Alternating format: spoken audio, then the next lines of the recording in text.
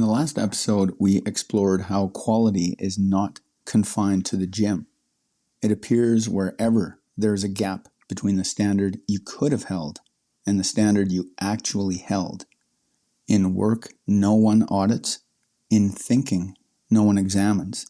In conversations where presence and performance look identical from the outside. Today, we close this deep dive on quality by learning how to apply the signal in daily life. We'll look at choosing which domains matter, the importance of setting one standard in one domain, and focus on the discipline that quality in daily life requires. The refusal to accept a minimum you never deliberately chose. Hey there, it's me, Core, and you are listening to Exercising Consistency, from fitness to flourishing. Let's begin by eliminating some misunderstandings of what intelligent daily quality application might be. It's not holding a standard in every domain. The person who tries to bring quality to every email, every conversation, every thought, every task will find themselves spread paper thin. Attention is finite. Standards consume attention. Instead of becoming practical standards, they become unrealistic aspirations. The person who insists on excellence everywhere is not practicing quality. They are practicing fantasy. It's not auditing yourself into paralysis. The purpose of a standard is to guide virtuous action, not to provide material for self-criticism after the action is complete.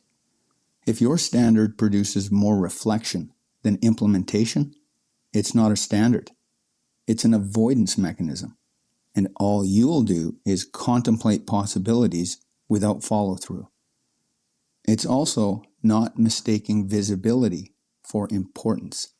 The domains where quality is most visible, the presentation, the public work, the performance, are not necessarily the domains where quality matters most. The domains where no one is watching are where the standard is truly valuable. Quality applied only where it will be noticed is likely just reputation management. That begs the question, whose standards are you holding? Don't aim to be excellent at everything. Ask yourself, where does personal excellence matter most? And am I willing to consistently make the effort there? Each of the signals of self-competition have their particular points of failure. To review, intensity fails by compartmentalization. The gym self and the life self diverge. Volume fails by scattered commitment. You stay in too many things and nothing accumulates. Density fails by drift. The spaces between efforts expand without consent. Quality is also unique. Quality fails by acceptance of the unexamined minimum. The standard was never set. The minimum was never chosen. The work was done, and it was fine. And fine, repeated across enough domains for enough years, becomes the shape of a life where nothing was done poorly and nothing was done well. This results in several issues. The invisible erosion. A task completed to, in quotes, good enough, leaves no trace of its incompleteness. The email was sent, the meeting was attended, the conversation was had. The outcome was fine, but fine is not a standard. Fine is the absence of a standard. It's what happens when no definition of excellence was provided before the work began, and a life lived at fine across decades produces a specific kind of emptiness, the sense that nothing was botched, yet nothing was beautiful. The borrowed standard. When you do not supply your own standard, you adopt the standard of the environment. The environment standard for email is replied. The environment standard for thinking is confident. The environment standard for conversation is not awkward. These are not standards. They are minimums. They describe the threshold below which someone might notice. They do not describe the threshold above which the work was done well. Borrowing the environment standard is efficient. It's also how a person arrives at the end of a career, a relationship, or a decade and realizes they never decided what excellence could have been. The comfort of invisibility. The most seductive version of this problem is that no one knows. The standard you held or failed to hold goes unnoticed by everyone who received the work. They cannot see the depths you did not reach. They cannot experience the listening you did not offer. They cannot detect the thinking you did not do. The absence of external consequence makes the internal erosion almost imperceptible. You are the only person who knows what was missing. And over time, even you stop noticing. Here's what intelligent daily quality application actually entails. Choose one domain, one place where the gap between what you could bring and what you typically bring is widest. And closing that gap is important to you for your own reasons. The domain where fine has been the default for so long, you stop seeing it as a choice. For some people, this is work, the output that functions but could be excellent. For others, it's relationships, the conversations that are pleasant but not present. For others, it's thinking, the conclusions that are accepted without examination. Choose one, not all of them. Define the standard before entering the domain. The standard must be specific and observable. Write better emails is not a standard. Every email I send today will be read once before I send it, and I will remove one unnecessary sentence is a standard. Be more present in conversation is not a standard. Before I respond, I will restate what I heard in one sentence is a standard. Think more carefully is not a standard. Before I accept a conclusion, I will name one alternative explanation that fits the same evidence is a standard. The definition needs to be specific enough that you know whether you held it. A standard you cannot verify is not a standard you can live up to. Hold the standard once. One email, one conversation, one decision. Not the whole day, not the whole domain. One instance. The smallest unit of application is a success.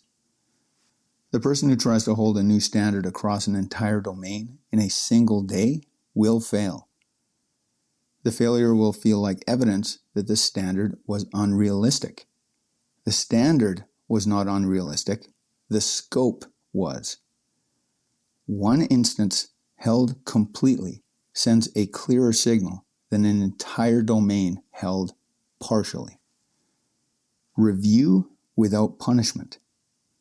The instance is over. Did you hold the standard? If yes, the standard was appropriate. Hold it again tomorrow. If no, ask why. Was the standard too demanding for the conditions? Adjust it. Was the standard appropriate but forgotten? Hold it again tomorrow. No self-criticism, no narrative about what the failure means about your character. The discipline is return. That's it. There's a version of you that shows up every time there's a gap between what you could do and what you are willing to do. That version is practical. That version knows that no one will notice if the email is careless, if the listening is shallow, if the thinking is unexamined. That version is not wrong. No one will notice. Not today. But the accumulation of unnoticed minimums across years becomes an identity. And that identity is, I do the work, I do not necessarily do it well. The distinction does not seem to matter because no one is keeping score. And because no one is keeping score, I stopped keeping score. This is the identity cost of avoiding quality. You built a self for whom fine was enough. You chose fine by default, by not choosing your own standard. The cost goes unnoticed for a time. Then you notice. You wonder why your work doesn't feel like yours. You wonder why your relationships feel pleasant but not deep. You wonder why your thinking doesn't produce insight. The answer is, there was never an explicit standard. There was only the minimum the environment provided. You accepted it without ever deciding whether it was yours. When you repeatedly accept the unexamined minimum, you condition a self that does not know what excellence looks like. The self can still perform. It can still function. It can still succeed by external measures. But it cannot tell the difference between work that was completed and work that was done well. And a self that cannot tell the difference has no mechanism for improvement. It can only do more. It cannot do better. The reversal is one standard held once in one domain for one instance, then again. Over time, the signal changes. You start to trust that you can supply your own standard, that you are not dependent on the environment to tell you what to do. You start to notice the difference between work that was completed and work that was done well. You chose a better path. The person who supplies their own standard is competing with the version of themselves that accepted the minimum. And every time they hold the standard, they outcompete their old performance. Not by much, by the width of one held standard. The prize is not a more impressive life as judged by someone else. The prize is the sense that the life you are living meets the personal standard of excellence you chose. That's a good life, and it's the one you can build by applying the signal of quality to your circumstances. Quality is the fourth and final signal. It's the most personal of the four and the most resistant to external measurement. But without it, intensity, volume, and density produce results that are impressive on paper and hollow in experience. The numbers went up. The standard was never established. This closes the four-signal framework. What remains is the synthesis. What happens when all four signals are practiced together, in the gym, and across life as expressions of a single discipline. In the next episode, we begin the final chapter in this series, self-competition itself, not the signals, the self that competes. What it means to make the conditioned version of yourself the adversary, and why that framing is not metaphor, but the most practical approach to becoming who you intend to be. Until then, choose one domain, define one standard, hold it once, then again, because you decided that the minimum was never yours to begin with. If you're ready to upgrade the quality of your consistency, join the ACT Score Challenge. Come practice the precise daily reps that turn follow-through into a lifestyle. That's it for today. Catch you next time.